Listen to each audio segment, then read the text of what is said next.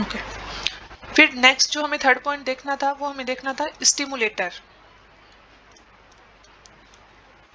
Stimulator यहाँ पे कौन से ऐसे स्टिमुलेटर्स होंगे जो कि इंटेस्टाइन के अंदर डाइजेशन को स्टिमुलेट करने का काम करेंगे। तो अपन ने यहाँ पे बहुत सारे हार्मोन्स देखेंगे अपन कि इंटेस्टाइन के अंदर कुछ लोकल हार्मोन्स होते हैं। ये जो हार्मोन्स हैं लोकल, इनको सिक्रेट करने का काम कौन करती है? इंटेस्टाइन खुद सिक्रेट करती है इनको। इन हार्मोन के अंदर अपन देखेंगे सबसे पहले, ये इंपॉर्टेंट चीज है जो अपन अब देखने जा रहे हैं, क्योंकि इन हार्मोन का डायरेक्ट क्वेश्चन पूछा जाता है। तो अपन सबसे पहले देखते हैं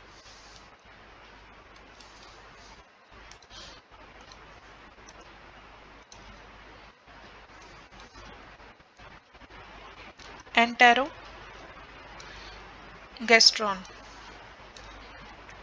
अब ये हार्मोन जो है वो सिंपल सी बात है इंटेस्टाइन के अंदर सिक्रेट होता है। इस हार्मोन का काम क्या होता है कि जो फूड हमारे पास में आ रहा है स्टमक से, स्टमक के पास में फूड कैसा है? एसिडिक मीडियम वाला है ना, वहाँ पे HCl सिक्रेट हो रहा है बार बार, जो कि फूड को एसिडिक मीडियम में कन्वर्ट करवा रहा है। तो ये जो एंटेरोगेस्ट्रोन है, ये क्या करता है? जो HCl का सिक्रेशन है उसको ब्लॉक कर देता है। HCl सिक्रेशन को ब्लॉक करने का काम करता है कि भाई अब जो फूड है वो, जैसे अब होता क्या है नॉर्मली कि स्टमक के अंदर फूड रहता है 3 से 4 घंटे तक। अब 3 से 4 घंटे लगातार एसिड सिक्रेट हो रहा है। अब थोड़ी देर के बाद में जो फूड है वो आगे जाएगा इंटेस्टाइन के अंदर। तो अब जैसे ही फूड इंटेस्टाइन के पास में आने लग जाएगा, तो इंटेस्टाइन वहां पे रिलीज करेगी एंटेरोगेस्ट्रॉन। और वो एंटेरोगेस्ट्रॉन क्या करेगा? जो स्टमक के अंदर HCl का सिक्रेशन हो रहा है उसको ब्लॉक करने का काम करेगा कि भाई अब इतना ही करो, क्योंकि अब फूड जो है वो इंटेस्टाइन के पास में आने लग गया। इसका मतलब स्टमक क्या है, धीरे धीरे खाली होगा, तो वहां पे HCl की कोई जरूरत नहीं है। तो ये एंटेरोगेस्ट्रॉन। अगर याद नहीं रहे तो सिंपली जैसे दिमाग में रखने के लिए ऐसे सोच सकते हो, एंटेरो वर्ड अपन इंटेस्टाइन के लिए काम में ले लेंगे, और जो गैस्ट्रॉन वर्ड है ये अपन स्टमक के लिए लेते हैं, है ना? गैस्ट्रॉन वर्ड, गैस्ट्रिक वर्ड। तो इस तरीके से याद रख लेना कि सिक्रेट तो होगा इंटेस्टाइन के अंदर, और काम किसका बंद करेगा? जो स्टमक में हो रहा है उसका काम बंद करेगा। और स्टमक में क्या हो रहा है? HCl का सिक्रेशन हो रहा है। तो ये पहला हार्मोन अपन ने देखा। देन सेकंड अपन देखते हैं GIP, गैस्ट्रिक इनहिबिटरी पेप्टाइड्स। ये भी देखो नाम में ही अपने को पता चल जाएगा, गैस्ट्रिक इनहिबिटरी पेप्टाइड्स। मतलब कि जो गैस्ट्रिक जूस का सिक्रेशन हो रहा है, स्टमक में ही हो रहा है गैस्ट्रिक जूस का सिक्रेशन। तो जो स्टमक के अंदर जो गैस्ट्रिक जूस हो रहा है उसके सिक्रेशन को ये ब्लॉक कर देगा। यहाँ पे गैस्ट्रिक जूस सिक्रेशन को ब्लॉक करने का काम कर दिया किसने? GIP ने कर दिया। ये वैसे इतना कोई खास नहीं है, लेकिन अपन देख लेते हैं, फिर भी कई बार पता नहीं है, कुछ भी पूछ ले। देन थर्ड CCK, ये इंपॉर्टेंट है। CCK कॉले सिस्टोकाइनिन। CCK या कॉलेसिस्टोकाइनिन, ये क्या करता है? ये जो स्फिंक्टर ऑफ ओडाई होता है,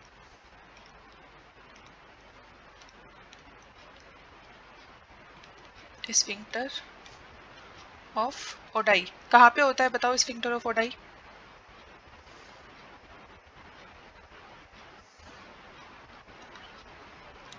अपन, हाँ, हिपेटोपैनक्रियाटिक डक्ट के ऊपर जो उसका उसको गार्डनिंग करने का काम करता है, वो कौन सा स्फिंक्टर होता है? स्फिंक्टर ऑफ ओडाई होता है।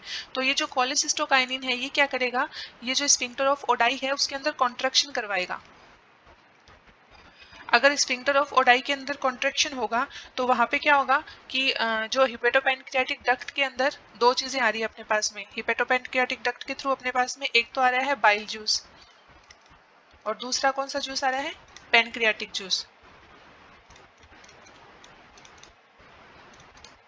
तो अगर कॉलसिस्टोकाइनिन स्फिंक्टर ऑफ ओडाई के अंदर अगर कॉन्ट्रैक्शन करवाएगा तो स्फिंक्टर ऑफ ओडाई क्या करेगा?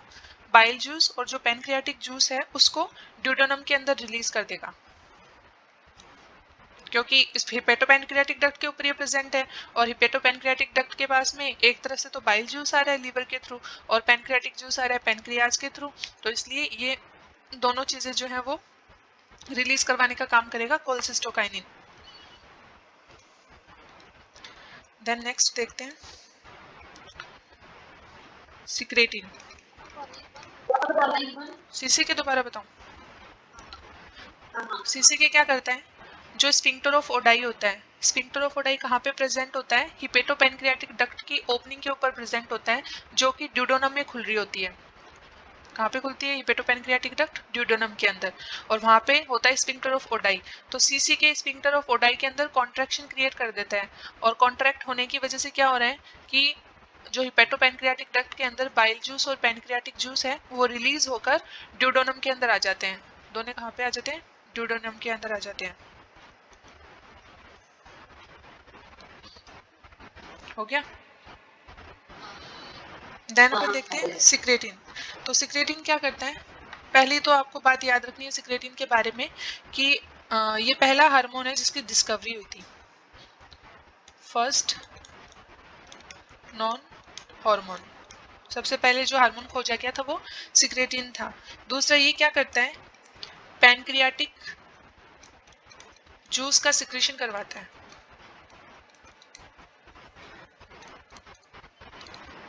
जैसे ये दोनों का करवा रहा है ना, बाइल जूस और पैनक्रियाटिक जूस का, वैसे सिक्रेटिन क्या करता है, पैनक्रियाटिक जूस के सिक्रेशन को इंड्यूस करता है। देन अपन नेक्स्ट देखते हैं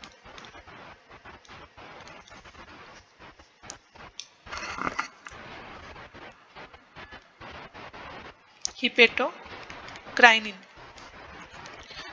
अब हिपेटोक्राइनिन, हिपेटिक वर्ड किसके लिए आता है, लीवर के लिए, और लीवर हमें यहाँ पे क्या दे रहा है, फिलहाल बाइल जूस दे रहा है। तो हिपेटोक्राइनिन क्या करता है,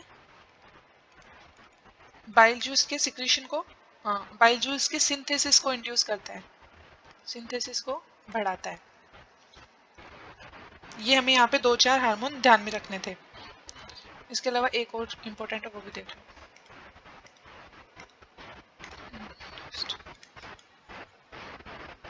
ड्यूओक्रिनिन। ये जो ड्यूओक्रिनिन है ये क्या करता है, जो ब्रूनर्स ग्लैंड है, ब्रूनर्स ग्लैंड क्या सिक्रेट कर रही थी, ब्रूनर्स ग्लैंड अभी अपन ने बात की थी स्टार्टिंग के अंदर, ब्रूनर्स ग्लैंड सक्कस एंटेरिकस, लेकिन सक्कस एंटेरिकस का भी कौन सा पार्ट, वाटर वाला पार्ट। तो वाटर पोर्शन जो होता है सक्कस एंटेरिकस का, उसको ये रिलीज करवाती है, सक्कस एंटेरिकस। ये यहाँ पे हमें पांच हार्मोन, ये पांचों छह इंपॉर्टेंट है, इनको ध्यान में रखना। एंटेरोगेस्ट्रोन क्या कर रहा है, HCl का सिक्रीशन ब्लॉक करवा रहा है। GIP गैस्ट्रिक इनहिबिटर पेप्टाइडेज क्या कर रहा है, गैस्ट्रिक जूस का सिक्रेशन है उसको ब्लॉक करवा रहा है। CCK क्या कर रहा है, बाइल जूस और पेनक्रियाटिक जूस का सिक्रेशन करवा रहा है। सिक्रेटिन पहला नॉन हार्मोन है और ये पेनक्रियाटिक जूस का सिक्रेशन करवा रहा है। हिपेटोक्रिनिन क्या कर रहा है, बाइल जूस की सिंथेसिस को बढ़ा रहा है। ड्यूओक्रिनिन क्या कर रहा है, ब्रूनर्स ग्लैंड को स्टिमुलेट कर रहा है ताकि वो वाटरी पोर्शन जो है सक्कस एंटेरिकस का उसको रिलीज करे। यहाँ तक कोई डाउट है किसी को? Okay. फिर लास्ट अपना बच गया था सिकम। सिकम के पार्ट अपन ने देख लिए थे कि सॉरी सिकम नहीं, लार्ज इंटेस्टाइन। लार्ज इंटेस्टाइन के तीन पार्ट अपन ने देखे थे, सिकम, कॉलन और रेक्टन, रेक्टम। उनकी बात अपन ने कल कर ली थी कि एक वेस्टिजियल स्ट्रक्चर प्रेजेंट होती है, वर्मीफॉर्म अपेंडिक्स, है ना। ये वर्मीफॉर्म अपेंडिक्स जो है वो जो कैटल्स हैं उनके अंदर तो सेल्यूलोज का डाइजेशन करने के काम आती है, लेकिन हमारे अंदर इसका कोई काम नहीं होता, इसलिए वो वेस्टिजियल हो गई। फिर सिकम के बाद में कॉलन और रेक्टम। रेक्टम के अंदर क्या होता है, अनडाइजेस्टेड फूड को स्टोर करके रखते हैं। इतनी बातें थी, ये अपन ने कल देख ली थी, उसमें कुछ इतना खास नहीं है। फिर लास्ट अपन कल स्टार्ट करने वाले थे absorption of food, absorption of food. तो अलग अलग जगह पे अलग अलग कंपोनेंट का एब्जॉर्प्शन होता है। सबसे पहले अपन देखते हैं बक्कल कैविटी के अंदर किस किस का एब्जॉर्प्शन होता है, क्योंकि सबसे पहले बक्कल कैविटी आती है। एब्जॉर्प्शन इन बक्कल कैविटी, ठीक है। बक्कल कैविटी के अंदर अगर अपन देखेंगे तो कुछ खास चीजों का एब्जॉर्प्शन नहीं होता, है ना, वहाँ पे एब्जॉर्ब करने के लिए इतना कुछ खास स्ट्रक्चर भी प्रेजेंट नहीं होती। वहाँ पे अगर कुछ एब्जॉर्ब हो सकता है तो बहुत बहुत बहुत कम अमाउंट के अंदर वाटर एब्जॉर्ब हो सकता है, बहुत कम अमाउंट के अंदर कुछ ड्रग्स, मतलब अपन कोई दवाई ले रहे हैं तो वो थोड़ी बहुत एब्जॉर्ब हो सकती है। आपको यहाँ पे कुछ इंपॉर्टेंट ड्रग्स हैं उनके नाम ध्यान में रखने हैं जिनका एब्जॉर्प्शन टंग करती है ना। तो एक तो है आइसोप्रिनेलिन और एक है गिल्सरॉल ट्राइनाइट्रेट। इन दोनों का एब्जॉर्प्शन कौन करती है? टंग करती है, ये इंपॉर्टेंट है। तो बक्कल कैविटी के अंदर ज्यादा कुछ एब्जॉर्ब नहीं होगा, क्या क्या होगा, थोड़ा बहुत वाटर हो जाएगा, कुछ ड्रग्स हो जाएगी, ठीक है। और फिर ये दो चीजें आइसोप्रिनेलिन और ग्लिसरॉल ट्राइनाइट्रेट, ये आप ध्यान में रख लेना। फिर बक्कल कैविटी के बाद में अपन किस में जाएंगे? फेरिंग्स और ओइसोफेगस में। वहां पे किसी भी चीज का एब्जॉर्प्शन नहीं होता। फिर अपन सीधा चलेंगे एब्जॉर्प्शन इन स्टमक।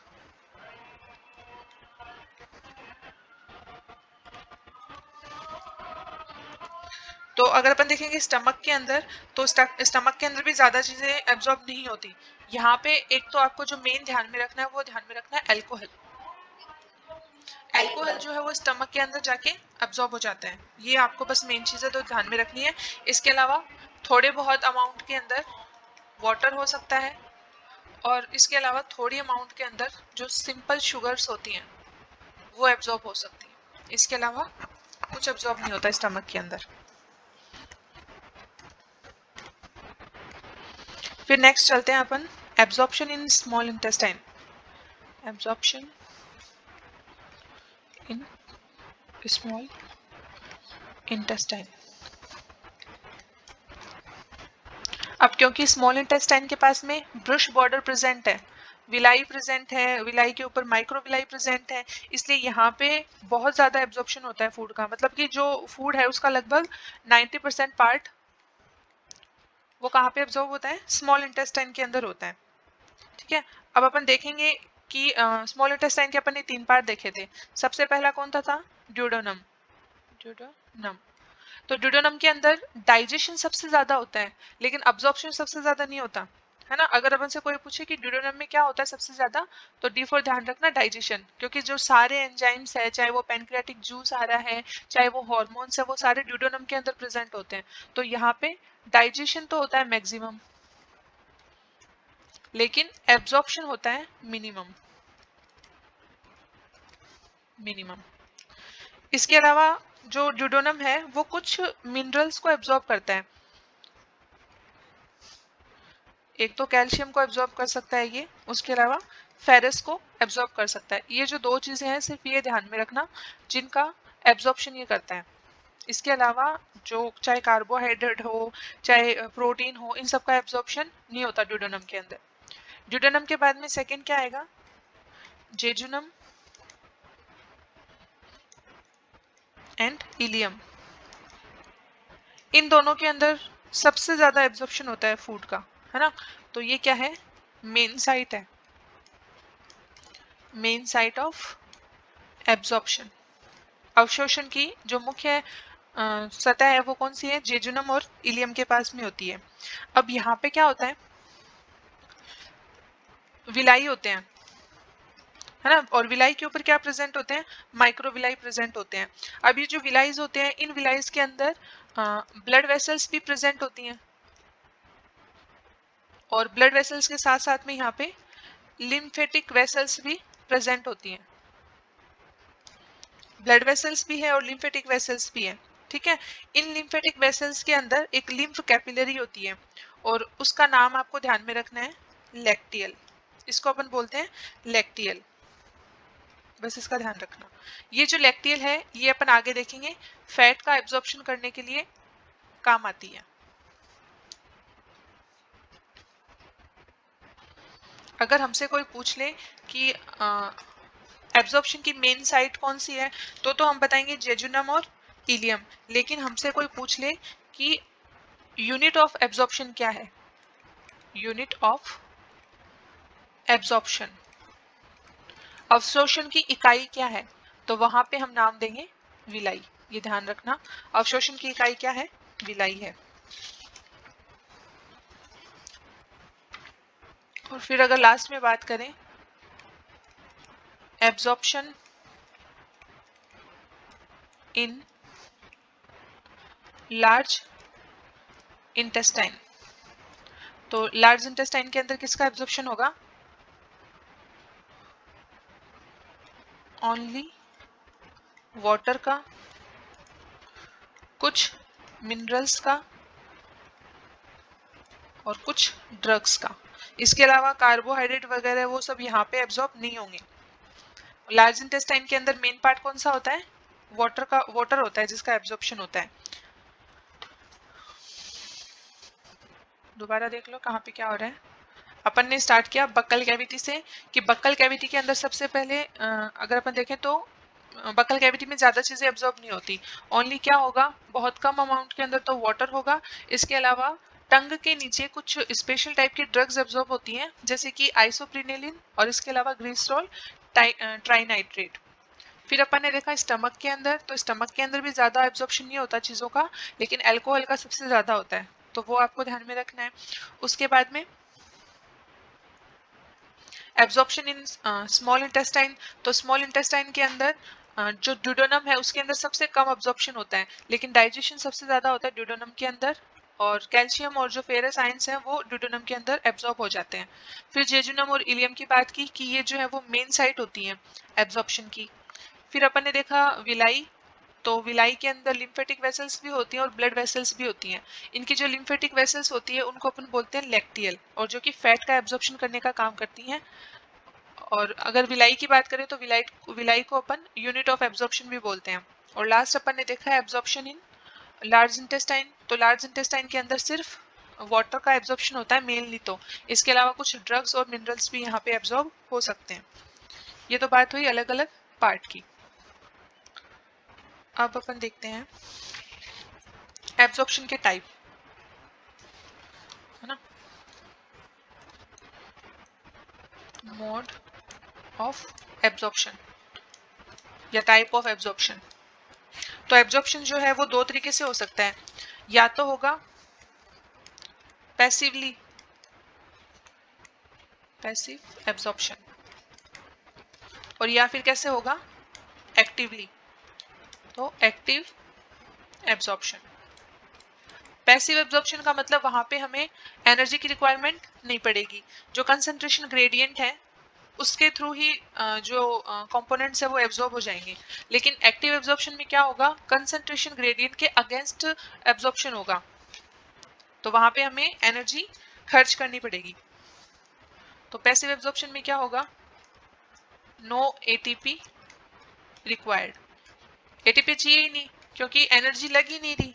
लग क्यों नहीं रही, क्योंकि पैसिव एब्जॉर्प्शन मेनली किससे होता है, डिफ्यूजन से होता है, विसरण से। और विसरण में अपन ने क्या देखा है कि पदार्थ जो है वो अपनी उच्च सांद्रता से हाई कंसंट्रेशन से लो कंसंट्रेशन की तरफ या निम्न सांद्रता की ओर अपने आप ही जाते हैं, जब तक कि वहां पे जो बैलेंस है वो या इक्विलिब्रियम है वो मेंटेन नहीं हो जाता, तब तक वो high concentration to low concentration substances move करते रहते हैं, उसको अपन ने डिफ्यूजन बोला है। और डिफ्यूजन के अंदर हमें एटीपी की रिक्वायरमेंट नहीं होती। और यहाँ पे एक्टिव एब्जॉर्प्शन के अंदर क्या होगा, एटीपी लगेगी,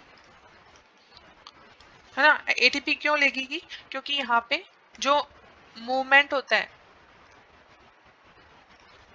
वो अगेंस्ट होता है किसके, कंसंट्रेशन ग्रेडियंट के।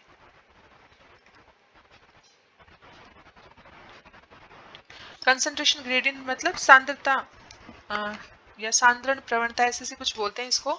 इसमें क्या होगा, एक साइड तो कंसंट्रेशन लो है और एक साइड हाई है, तो लो से हाई यहाँ पे मूवमेंट होता है, इसलिए यहाँ पे एटीपी की रिक्वायरमेंट होती है। एक चीज यहाँ पे आपको ये भी ध्यान में रखनी है कि जैसे जो ग्लूकोज होता है, ग्लूकोज का ट्रांसपोर्ट किसके साथ में होता है, सोडियम के साथ में एब्जॉर्प्शन होता है ग्लूकोज का। अगर अपन एलिमेंट्री कैनाल की बात करेंगे तो ग्लूकोज और सोडियम दोनों साथ में एब्जॉर्ब होते हैं। इस टाइप के एब्जॉर्प्शन के लिए हमें क्या, यहाँ पे जैसे मान लो यहाँ पे पंप्स हैं, तो ये क्या करेंगे, एक तो सोडियम लेंगे साथ में और एक ग्लूकोज लेंगे, इस तरीके से एब्जॉर्प्शन होता है। इस टाइप के को अपन बोलते हैं फैसिलिटेड डिफ्यूजन। सिम पोर्टर की तरह यहाँ पे ये काम हो रहा है, सोडियम और ग्लूकोज दोनों साथ साथ में आ रहे हैं, तो इसके लिए भी हमें फैसिलिटेड डिफ्यूजन के अंदर भी हमें एनर्जी की रिक्वायरमेंट नहीं होती, जबकि यहाँ पे ऐसे एक्टिव एब्जॉर्प्शन के अंदर हमें एनर्जी की रिक्वायरमेंट होगी। अब देखो, जब भी सपोज फूड आया, एलिमेंट्री कैनाल है हमारी यहाँ पे और इसमें फूड है, तो एक बार तो क्या होगा, यहाँ पे फूड ज्यादा है, मतलब यहाँ पे कार्बोहाइड्रेट भी होगा, लिपिड भी होंगे, प्रोटीन्स वगैरह भी होंगी, वो सब उनकी अमाउंट यहाँ पे ज्यादा है।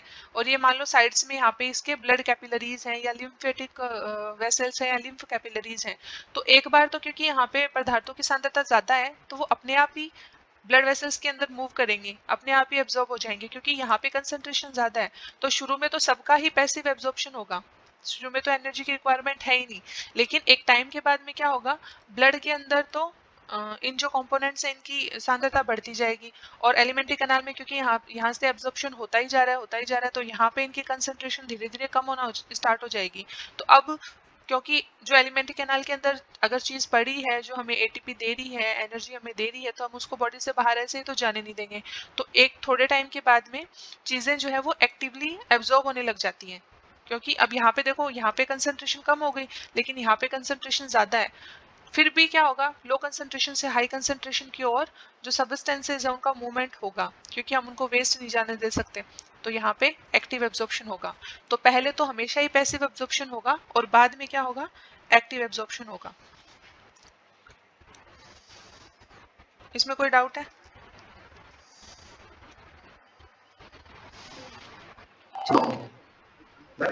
हाँ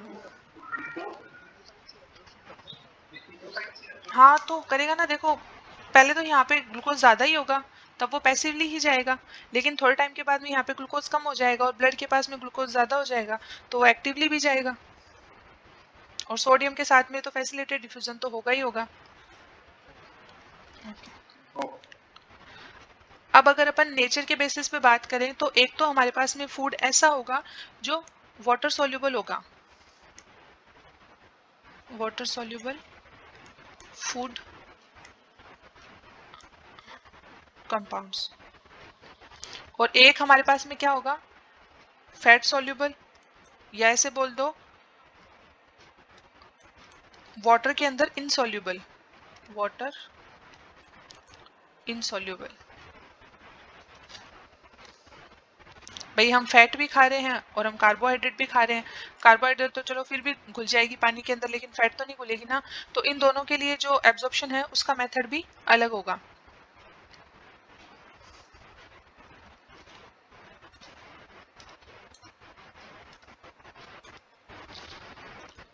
कोई बता सकता है यहाँ पे फैट सॉल्युबल्स के लिए एब्जॉर्प्शन के लिए क्या होगा?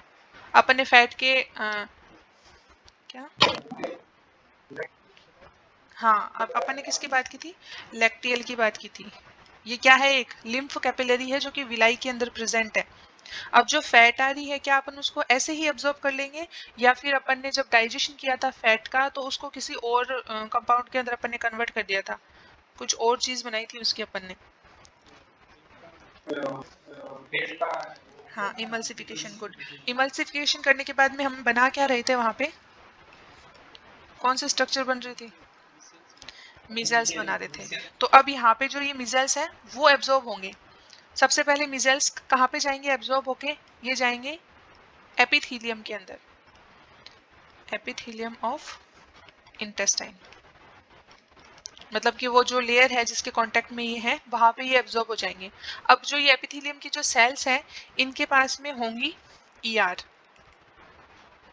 ठीक है, और ये ईआर क्या करेगी, फिर से इन मिजेल्स के अंदर जो भी मोनोग्लिसराइड्स प्रेजेंट थे उनको कन्वर्ट कर देगी, ईआर क्या करेगी, हाँ, तो जो मोनोग्लिसराइड्स हैं उनको ये कर देगी ट्राइग्लिसराइड्स के अंदर, try acid glycerol, smooth, fat का काम हमेशा स्मूथ के ऊपर होता है, हाँ, और प्रोटीन का काम हमेशा रफ के ऊपर होता है। क्योंकि रफ ईआर के पास में क्या होते हैं, राइबोसोम्स होते हैं, तो राइबोसोम से रिलेटेड ही होती है प्रोटीन। तो जब भी प्रोटीन से रिलेटेड कोई काम अगर ईआर कर रही है तो वो तो किस पे करेगी, रफ ईआर के ऊपर। और हमेशा फैट या लिपिड से रिलेटेड काम करती है स्मूथ ईआर। ठीक है, अब यहाँ पे क्या हुआ, ईआर ने क्या किया, मोनो जो ग्लिसरॉइड्स थे हमारे पास में उनको ट्राइग्लिसराइड्स के अंदर कन्वर्ट कर दिया। ठीक है, अब ये जो ट्राइग्लिसराइड्स हैं इनके साथ में जुड़ जाएगा कोलेस्ट्रॉल। फूड में अगर ज़्यादा कोलेस्ट्रॉल आ रहा है, फॉस्फोलिपिड भी आ रहे होंगे, तो ये जो ट्राइग्लिसराइड्स हैं इनके साथ में क्या जुड़ जाएगा, एक तो फॉस्फोलिपिड जुड़ गए और इसके साथ में क्या जुड़ गया, कोलेस्ट्रॉल जुड़ गया। अब ये जो स्ट्रक्चर बनेगी इनके जुड़ने के बाद में वो लार्ज हो गई ना, ये क्या हो गई, लार्ज फैट ग्लोब्यूल हो गई। पहले तो मिजेल्स थी, मिजेल्स तो छोटी थी, लेकिन अब स्मूथ ईआर ने क्या किया, ट्राइग्लिसराइड्स बना दिए, फॉस्फोलिपिड भी जुड़ गया, कोलेस्ट्रॉल भी जुड़ गए, तो अब ये क्या हो गई, लार्ज फैट ग्लोब्यूल्स हो गई।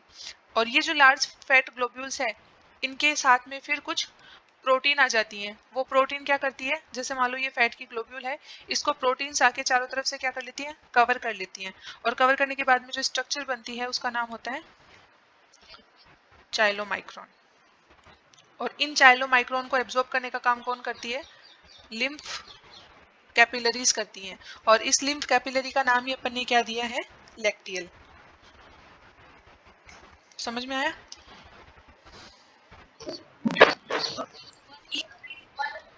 हाँ, लो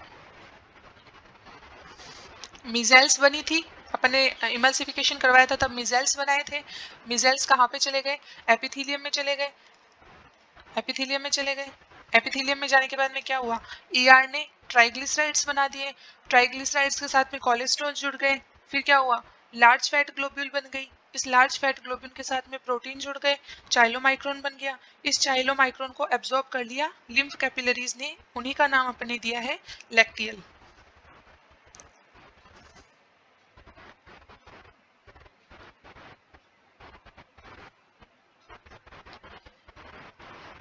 ये लिम्फ कैपिलरी है, इसका नाम अपन ने क्या दिया है, यहाँ पे लैक्टियल दिया है। और यहाँ पे ये भी याद रखना कि बहुत सारी लैक्टियल्स है ना, क्योंकि बहुत सारी विलाई प्रेजेंट है स्मॉल इंटेस्टाइन के अंदर, तो ये सारी लैक्टियल्स आपस में कंबाइन हो जाएंगी और कंबाइन होके फिर ये कन्वर्ट हो जाएगी थोरेसिक वेसल के अंदर, थोरेसिक थोरेसिक लिम्फ वेसल के अंदर, लिम्फ वेसल्स के अंदर। ठीक है, और ये आगे जाके ओपन हो जाएगी। ये नाम दोनों आपको देखो याद ही रखने पड़ेंगे, सब क्लेवियल वेन के अंदर, सब क्लेवियन वेन के अंदर।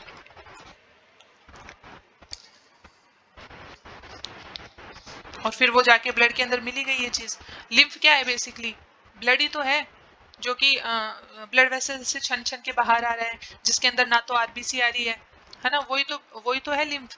और ये लिम्फ वापस में जाके जब ये जो हमारा थोरेसिक वाला रीजन होता है, वहां पे थोरेसिक लिम्फ वेसल के अंदर सारी लिम्फ कैपिलरीज आपस में फ्यूज होकर वहीं पे पहुंचती है। और फिर वहां पे क्या होता है, ये अपना जो भी ये मटेरियल ले लो आके आते हैं, वो सारा ब्लड के अंदर मिक्स करवा देते हैं, जिससे जो ब्लड का पोर्शन है वो वापस जो उसकी ब्लड का जो परसेंटेज है वो वापस मेंटेन हो जाता है।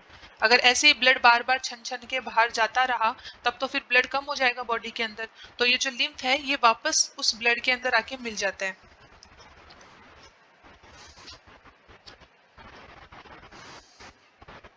ठीक है, ये तो अपन ने बात की फैट, मान लो चाहे वाटर इनसॉल्युबल सब्सटेंसेस की। अब अपन देखते हैं वाटर सॉल्युबल सब्सटेंसेस का एब्जॉर्प्शन कैसा होता है। तो अब क्योंकि ये तो वाटर के अंदर सॉल्युबल है ना, तो जो ब्लड कैपिलरीज होती हैं, ब्लड कैपिलरीज होती हैं, उनसे ये सिंपल डिफ्यूजन के द्वारा एब्जॉर्ब हो जाते हैं, सिंपल डिफ्यूजन, सामान्य विसरण विधि के द्वारा इनको ब्लड कैपिलरीज एब्जॉर्ब कर लेती हैं।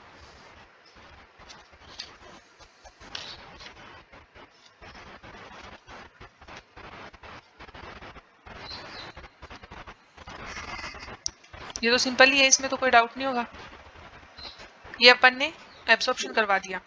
अब अपन लास्ट क्या देखेंगे, पहले अपन ने देखा था इंजेशन फूड का, फिर अपन ने देखा था फूड का डाइजेशन, फिर अपन ने देखा फूड का एब्जॉर्प्शन, फिर फोर्थ पॉइंट कौन सा आता है, एसिमिलेशन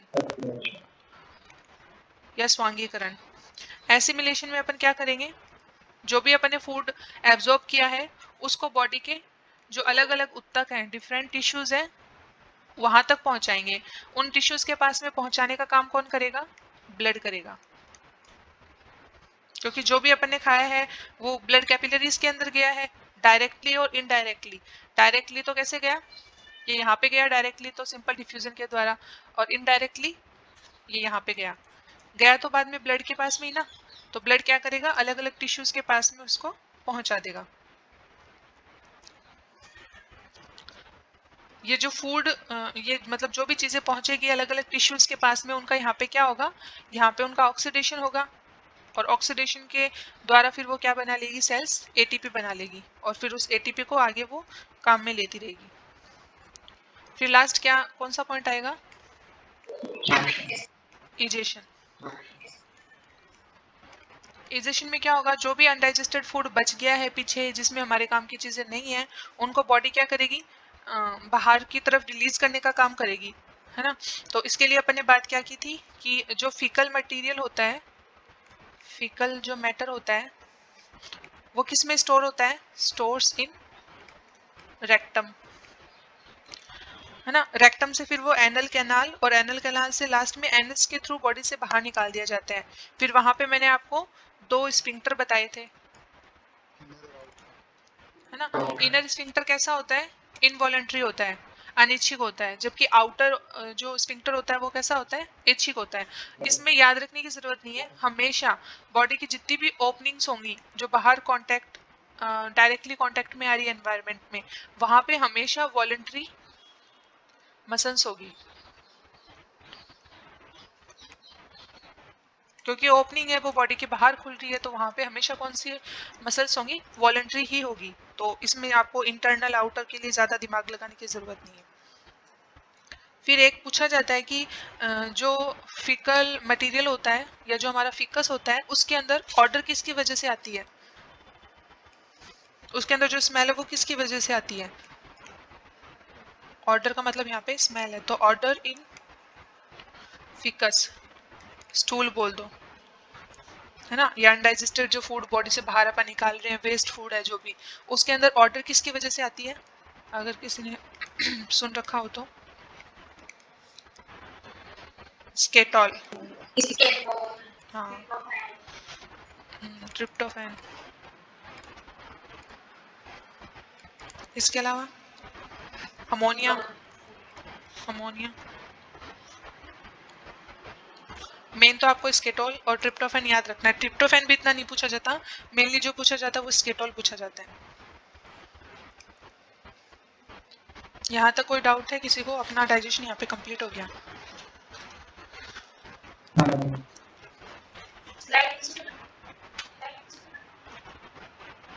कितना नीचे,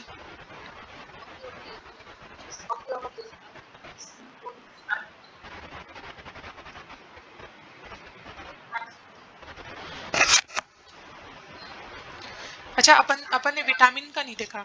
अगर अपन से कोई पूछे कि विटामिन का एब्जॉर्प्शन कौन से रीजन में होता है, तो विटामिन कहाँ पे बताओगे, विटामिन का एब्जॉर्प्शन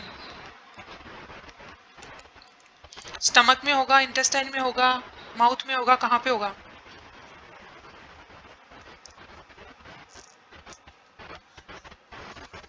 देखो विटामिन भी कितने तरीके के हैं हमारे पास में, 2 तरीके के है ना, एक तो है फैट सॉल्यूबल और दूसरा कैसा है, वाटर सॉल्यूबल। 2 तरीके के विटामिन है। तो क्या आप बता सकते हो इतनी इंफॉर्मेशन जो अभी तक हमने समझी है उनके बेसिस के ऊपर कि फैट सॉल्यूबल और वाटर सॉल्यूबल का एब्जॉर्प्शन कैसे होगा, अलग अलग मेथड से होगा या सेम मेथड से होगा,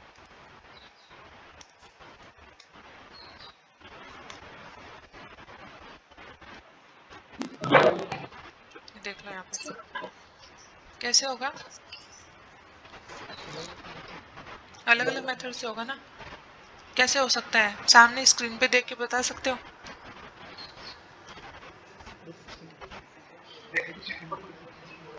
हाँ, देखो, जो वाटर सोल्यूबल है, अपन वाटर सोल्यूबल जो फूड कंपाउंड्स हैं उनको कैसे एब्जॉर्ब कर रहे हैं? सिंपल डिफ्यूजन से कर रहे हैं, ठीक है। और फैट के अंदर अगर कोई सोल्यूबल चीज है तो उसका एब्जॉर्प्शन अपन कैसे कर रहे हैं? मिजेल्स की हेल्प से कर रहे हैं। तो विटामिन भी आएगा तो फूड के अंदर ही ना।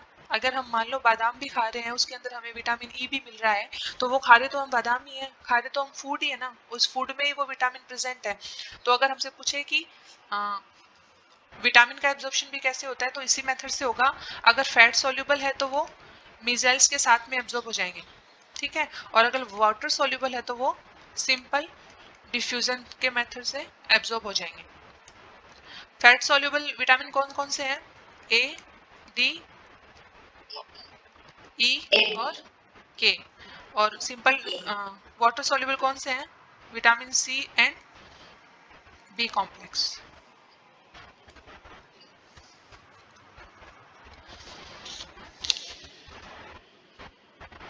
हो गया यहाँ तक?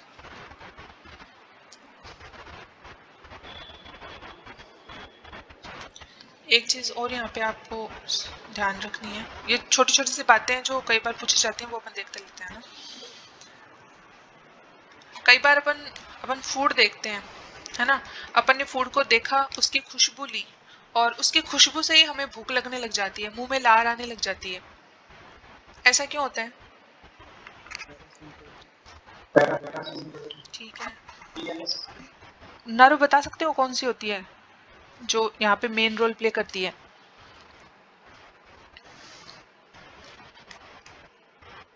वेगस नर्व का नाम सुना है? वेगस। तो ये जो वेगस नर्व है ना, ये इसके लिए रिस्पॉन्सिबल होती है। जब भी अगर हमें भोजन की खुशबू से, है ना, उसको देख के भूख ज्यादा लगने लग जाती है, मुंह में लार आने लग जाती है, वो ये वेगस नर्व करती है उसके लिए काम। ये ब्रेन को सिग्नल देती है उस फूड के बारे में, है ना। तो उस कंडीशन में होता क्या है कि फूड की स्मेल से और विजन से, कई बार तो सोचने से भी हो जाता है कि जैसे हाँ भाई पिज्जा खाना है, पिज्जा के बारे में याद किया और मुंह में लार आ गई। तो वो विजन से, स्मेल से और कई बार सोचने से भी क्या होगा, ये जो स्टिमुलस है वो जाएगा ब्रेन के पास में, या बोल दो नर्वस सिस्टम के पास में जाएगा। अब नर्वस सिस्टम यहाँ पे 3 काम करता है, वो तीनों काम हमें ध्यान में रखने हैं। सबसे पहला काम क्या करेगा ये? सबसे पहला मुंह में जाता है फूड, है ना, तो ये क्या करेगा, जो सलाइवा है उसके सिक्रीशन को बढ़ा देगा माउथ में। अपने आप ही सलाइवा सिक्रेट हो रही है बिना खाना खाए ही। दूसरा, स्टमक के अंदर क्या करेगा, हार्मोन रिलीज करवा देगा, कौन सा? गैस्ट्रीन। स्टमक में काम करने के बाद में ये जाएगा इंटेस्टाइन के पास में, और इंटेस्टाइन के अंदर एक हार्मोन रिलीज करवाता है जिसको अपन बोलते हैं मोटिलिन। मोटिलिन, मोटिलिन, वो हार्मोन ये रिलीज करवा देता है। और जैसे ये हार्मोन रिलीज होंगे तो फिर वो जो अलग अलग जैसे एचसीएल हो रहा है या फिर एंटेरोकेस्ट्रिन हो रहे हैं, वो जितने भी अपन हार्मोन्स वगैरह उनके एक्शंस देखे ना, वो फिर स्टार्ट हो जाते हैं। और वो जो पहले से फूड वहाँ पे है वो भी डाइजेस्ट हो जाता है, और फिर हमें और ज्यादा भूख लगना स्टार्ट हो जाती है, ठीक है। तो स्मेल और विजन से क्या होगा, नर्वस सिस्टम स्टिमुलेट हो जाएगा। वो क्या करेगा, सलाइवा का सिक्रेशन करवा देगा बकल कैविटी के अंदर, तो स्टमक के अंदर गैस्ट्रिन हार्मोन का सिक्रेशन करवा देगा। ये हार्मोन है, इनको एंजाइम मत समझना, ये क्या है, हार्मोन, ये मोटिलिन हार्मोन। और इंटेस्टाइन के अंदर मोटिलिन हार्मोन रिलीज करवा देगा।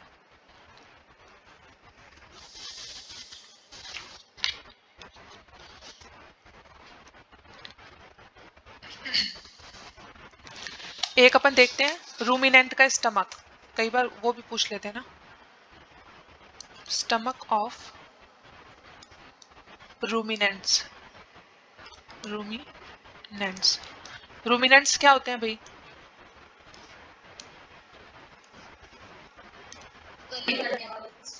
हाँ, जैसे गाय हो गई, भैंस हो गई, वो सारे क्या करते हैं, जुगाली करते हैं ना। तो इनके अंदर जो स्टमक होता है वो हमसे थोड़ा डिफरेंट होता है। तो इनके स्टमक के अंदर अलग अलग 4 पार्ट होते हैं। जैसे सपोज ये इनकी ओइसोफेगस है, ठीक है। इनकी ओइसोफेगस एक बैग लाइक स्ट्रक्चर के अंदर खुलती है। इस बैग लाइक स्ट्रक्चर के पास में एक छोटा बैग होता है, फिर ये आगे जाके एक फिर से छोटे बैग के अंदर खुलती है, फिर आगे एलिमेंट्री कैनाल के जो अलग अलग पार्ट है वो आ जाते हैं। ये इनकी कॉलन होती है और फिर ये इनकी एनएस होती है। इस तरीके से होता है।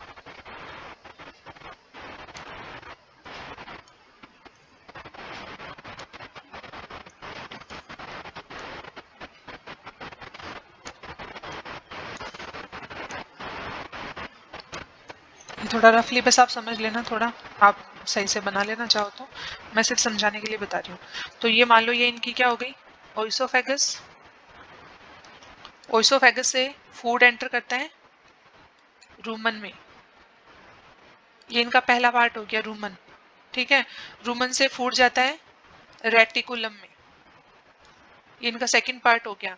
रेटिकुलम से फूड जाता है ओमेसम में, ये इनका थर्ड पार्ट हो गया।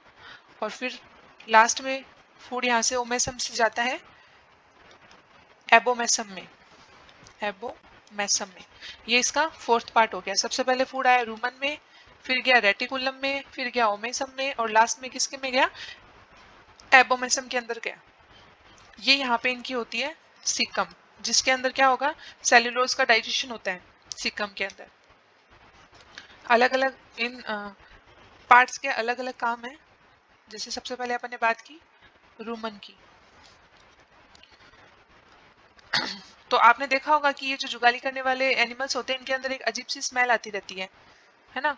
तो इनका ये जो रूमन वाला पोर्शन होता है इसके अंदर वोलेटाइल फैटी एसिड्स का सिंथेसिस होती है, वोलेटाइल फैटी एसिड्स की सिंथेसिस होती है, volatile fatty acids synthesis, methane का फॉर्मेशन होता है यहीं पे।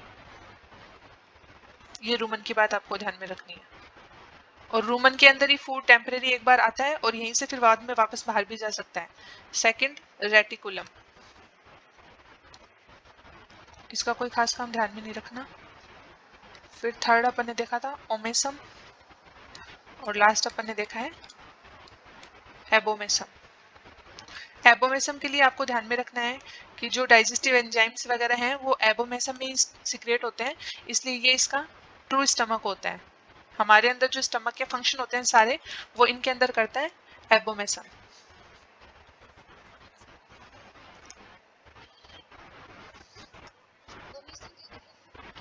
ट्रू स्टमक है ये, तो हमारे अंदर स्टमक क्या करता है, एचसीएल का सिक्रेशन कर रहा होता है, फूड का डाइजेशन कर रहा होता है, उसको एसिडिक बना रहा होता है, वो काम इनके अंदर एबोमेसम करता है। ये बात हो गई रूमिनेंट्स की।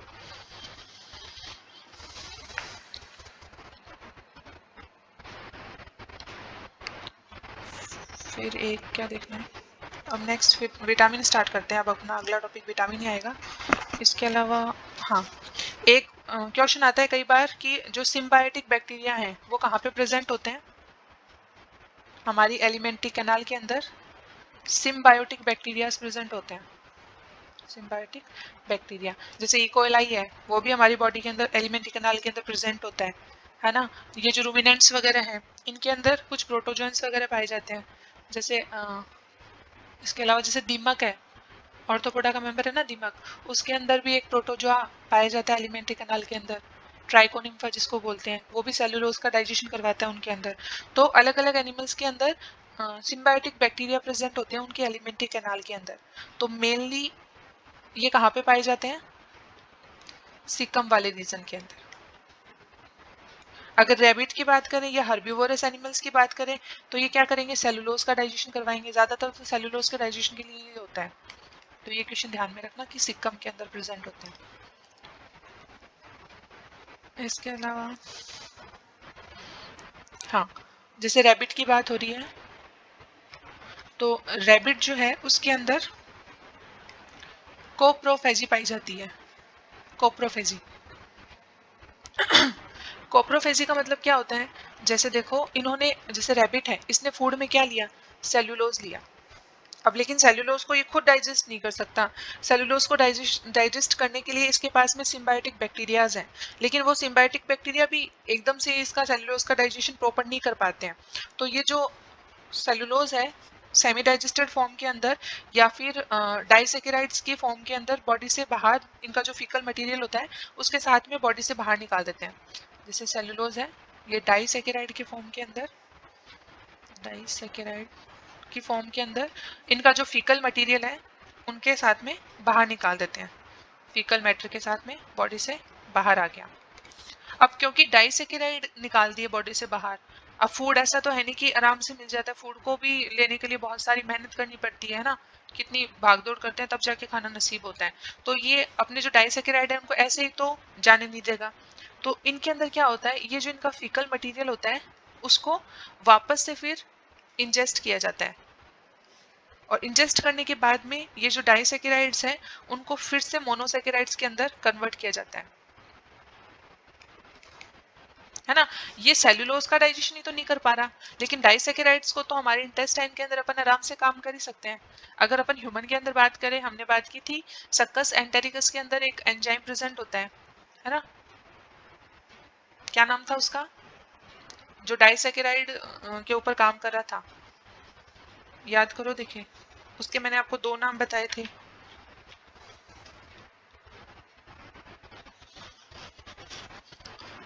डाइसेकेराइड बोल दो चाहे ग्लाइकोसाइडेज बोल दो, एक ही बात है। डाइसेकेराइड बोल दो चाहे ग्लाइकोसाइडेज बोल दो, वो एंजाइम तो हमारे पास में है ही, तो डाइसेकेराइड का तो हम डाइजेशन आराम से कर सकते हैं, सेलुलोज का तो नहीं कर पा रहा था ना। तो जो फीकल मटेरियल के साथ में इसके डाइसेकेराइड चले गए, इसलिए ये क्या करेगा, अपने फीकल मटेरियल को फिर से इंजेस्ट करेगा, उसके अंदर जो डाइसेकेराइड्स है उनको कन्वर्ट कर लेगा फिर ये मोनोसेकेराइड के अंदर, और फिर जाके इसका जो डाइजेशन है वो कंप्लीट होगा। अब मोनोसेकेराइड को तो बना के क्या डाइजेस्ट करेंगे, उसका तो फिर ऑक्सीडेशन ही होगा। तो इस टाइप की जो सिस्टम है उसको अपन बोलते हैं कोप्रोफेजी। ये जो कोप्रोफेजी है इसके ऊपर अभी कॉलेज लेक्चर के अंदर क्वेश्चन आया था, अगर किसी ने एग्जाम दी हो तो, कि ऐसे एनिमल्स जो अपने ही फिकल मटेरियल को इंजेस्ट करते हैं उनको अपन क्या बोलते हैं।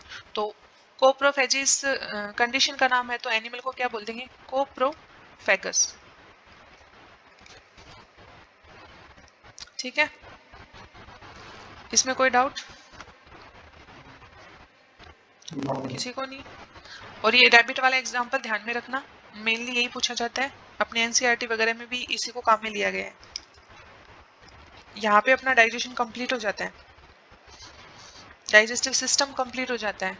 अब इस टॉपिक के अंदर हमें दो चीजें पढ़नी है, एक तो हमें देखने विटामिन, और उसके अलावा हमें कुछ डिजीज देखनी है, वो अपन देखेंगे नेक्स्ट क्लास के अंदर।